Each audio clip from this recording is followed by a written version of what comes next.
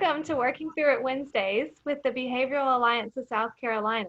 We are here with the wonderful Kara Eaton, and I'm going to introduce her in just a second. She's going to discuss some wellness in schools for us. But before we get started, I would love to share with everyone just a quick survey at the end of our presentation, if you don't mind, to please take a look at our survey. And here's the QR code to fill out and let us know what we can do better as the Behavioral Alliance of South Carolina, supporting students, families, and communities.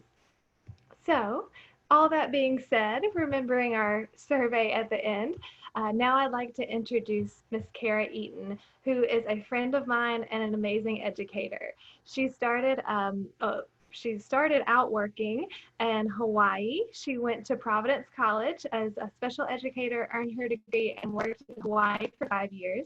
And then after that came to Charleston, South Carolina, where I met her working as a fabulous special education teacher, a light in the school, who is so much fun to be around, and we had a blast together. Now she is in Okinawa, Japan, working for the Department of Defense Schools, which is a small island south of Japan. So we are lucky to have her. It is morning for her there and evening for us here. So she's a day ahead. She can give us a little bit of insight into the world.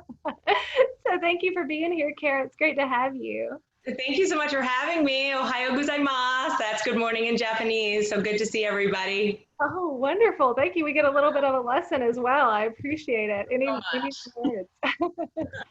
So we'll just get started right away with asking you a couple questions about wellness in schools and why is that an important piece of the educational puzzle for you?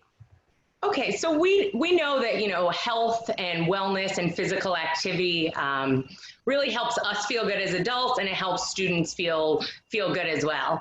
And when students are eating well, when they are allowed to move their bodies, when they are learning social emotional skills, we do see there's tons of research that shows that achievement improves. Those things also help students concentrate. It improves their focus. It helps students have a better attitude towards schools. So as educators, we really are role models, and we have a wonderful opportunity. Children love looking up to their teachers. They love looking up to their principal, the staff. So we, in schools, we have a chance to show kids how fun it is to be healthy, how fun it is to move our bodies. We can talk about getting a good night's sleep. And all of those things, when they come together, it really is a piece of the puzzle. We see students improving better, having better attitudes about school, getting along with their peers. So I do really, really believe it is something that should be taught in all schools. You sold me. I think it is so true, because we do have the opportunity, and what a greater way to tell kids that we love them and we're here to support them and say, like, we want you to be as healthy as possible, just like us, and these are the things you can do. It's just another part of education, social emotional learning, academics, all that combined. And we know as adults, like I always think, I feel my best when I'm feeding my body with good things, when I get a good sleep.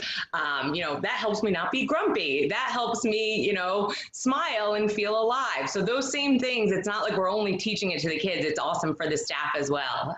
We know that when we feel our best, we do our best. Yes, there's such a push now within the world of education to say, like, what can we do to make our kids feel good? Because we're at a crucial point. Social emotional learning, the whole piece of it comes with wellness. But not only that, like you said, the staff too. We have to remember teachers and the staff is part of this. What can we do for their wellness? So thank you for mentioning that piece. I'd love to ask you about some of the things that you did when we met at James Island Elementary, some things that you put into place, because you guys won an award, I remember, correct? We did. We won, the Wellness Award from Boeing, the Center for Children Wellness, and we'll talk about that, I think, in a little bit. But so the James Island Elementary School had a wellness team, and the year we won, we really wanted to bump it up. And we put in tons of new initiatives at our school and just worked throughout the year doing healthy things. And like I said, that involved not only healthy eating and moving our body, but that social emotional piece. So some of the things that we did, first, we had a really great wellness team. Our school nurse was on it, teachers, administration played a role, community members as well. So we had a strong wellness team. And then together we decided on some of the things that we would work through at the school. And I think some of the big ones I'd like to touch on were a wellness night. And that was a great way to involve the community. We had volunteers come in, and we had fun little booths set up. The rec center had a booth, a meal planning woman from the community had her meal planning booth. We showed all sorts of different sports. It was just everything. You could get weighed, your BMI, height. So, samples of green juice. So wellness night was a big initiative that we had put into place. Some other ones that I really liked was we would do a teacher salad day. So, a lot of schools have like potlucks, and sometimes the food might not be the healthiest, and that's okay. But once in a while, it is nice to have a salad day, and teachers would all bring different parts of the salad. That was a good way to, share a meal together. We also did a water campaign, and I know after I actually left James Island, I do know that now James Island has the automatic water bottle fill stations, which we did not have in the past. So we had done a water campaign and won a grant for that. So I'm happy to hear that there are water filling stations there now, which is very exciting. Another big one that we did was growing a garden. So we had not previously had garden beds. We had garden beds put in, and students were able to grow their own food.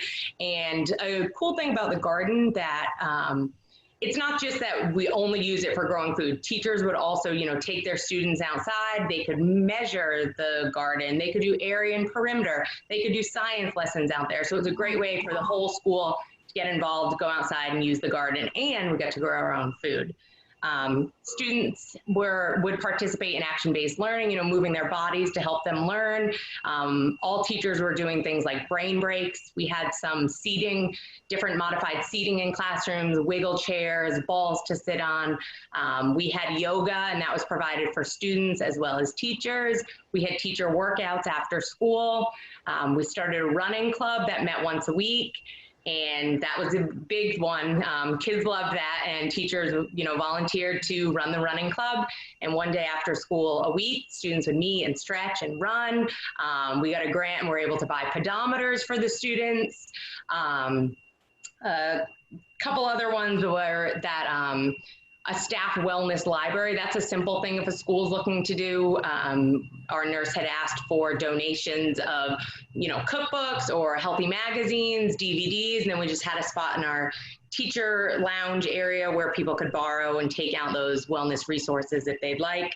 And the last one of my other favorites was taste testing in the cafeteria. So once a quarter, we would do a healthy taste testing in the cafeteria, and we tried to use food that was in season during the time. So maybe things like butternut squash one time, cranberries, radishes, and we'd go on the morning news, give a little bit of information about the healthy fruit or vegetable, really get the teachers, excited about it, and then they pass that along to the kids, like, today we get to sample butternut squash in the cafeteria. And I know it sounds like, but when the teachers are all amped up and the kids like, yeah, butternut squash, they would all try it. And parents, that was a huge one that parents would say after, like, I would never be able to get my child to taste that. But at school, when everybody's doing it and they think it's like a cool thing, that was a big one that we really loved doing.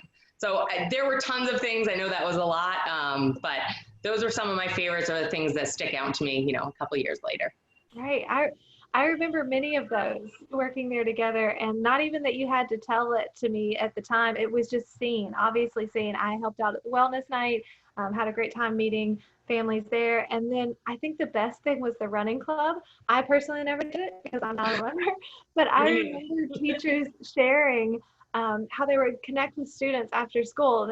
I finally got to talk to this kid, or we really connected, or he shared this with me, or she shared this with me, and we got to run together and just without the learning aspect behind it. We just kind of got to be together and practice health and fitness. And for students and teachers, it was such a connecting piece. So yes, it was a good one. Thank you for sharing all of those really great ideas. Do you mind to tell us a little bit about the wellness award that you won, and what all did that entail? Because I remember it was a lot. Sure. So all of the things I mentioned did, go into the wellness award.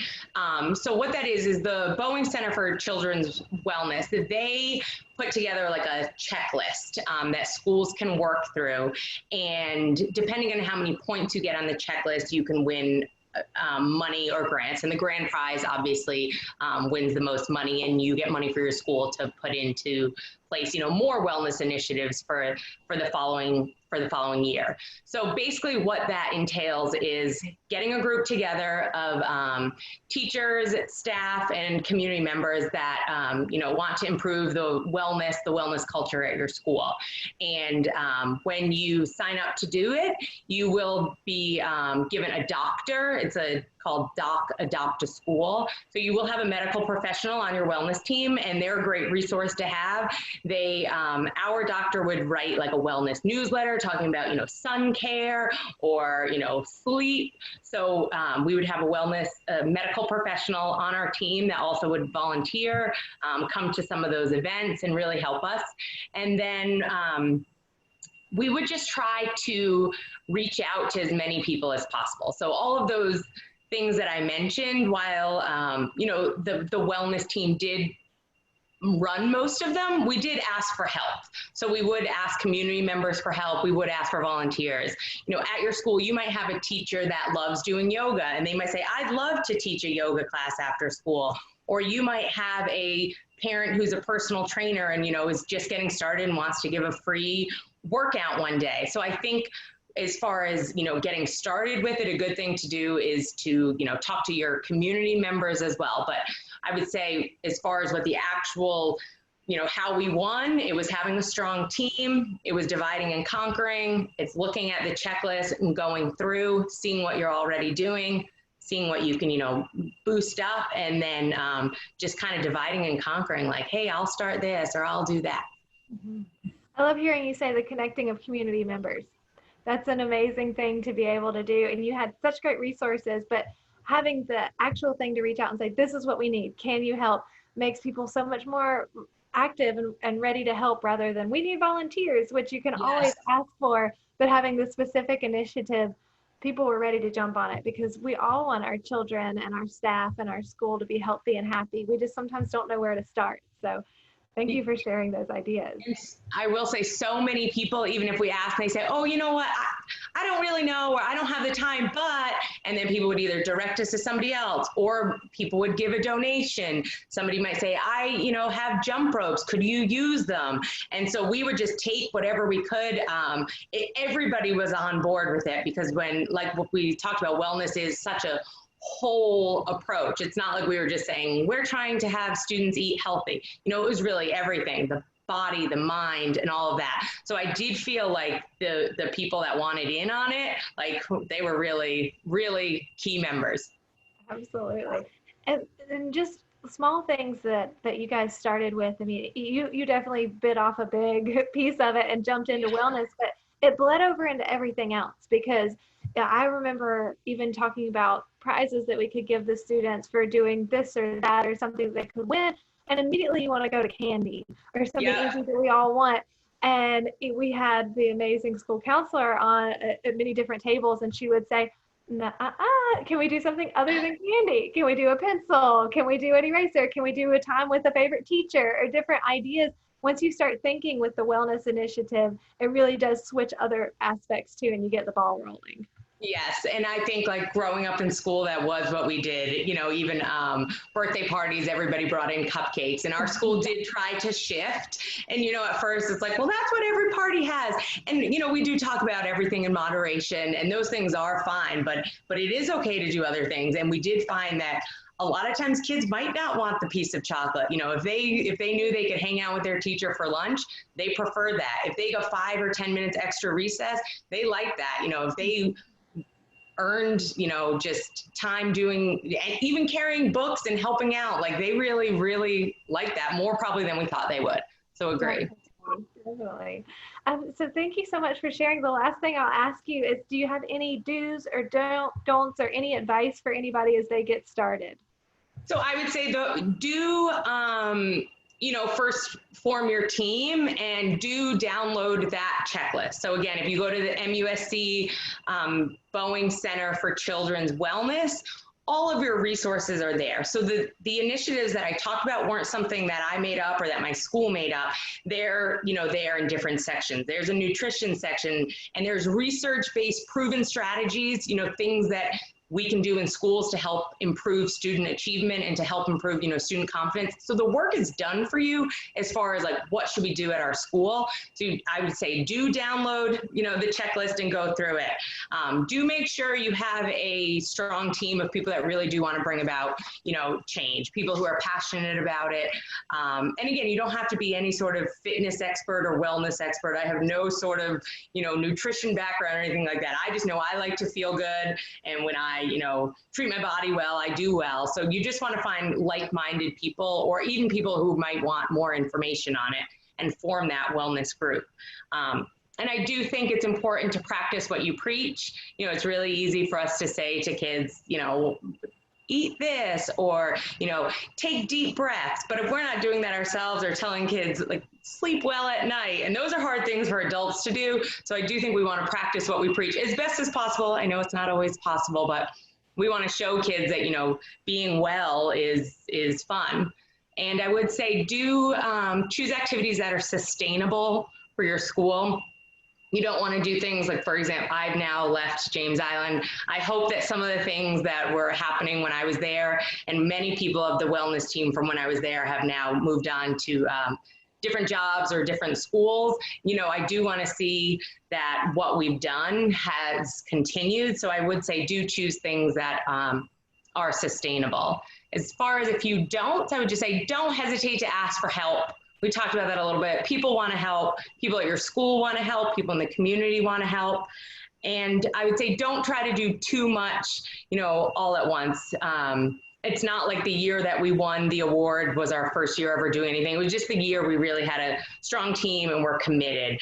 But if your school is just starting out, I would say don't feel like you need to do every single thing on the checklist. Choose a few things, focus on that, and then each year it will grow. Wow, thank you so much, Kara. This is such a wonderful session, working through it Wednesday with you. I really appreciate you sharing your tips and tricks and just your insight into wellness. It's such an important topic, and we all know that we want to do it, and you gave us some really great actual strategies to make it happen. Thank you. I appreciate you having me. Absolutely. Just a reminder to everyone, please check out our Behavioral Alliance of South Carolina website. This is Working Through It Wednesday, one of our Wednesday mini webinar sessions with Kara. She is an amazing person, and we're so lucky to have her. At the end of this, if you can fill out this quick 5-question survey, here's the QR code to let us know what information you would like to see more of. Thank you again, Kara, and have a wonderful rest of your day. Thank you. Bye, everybody.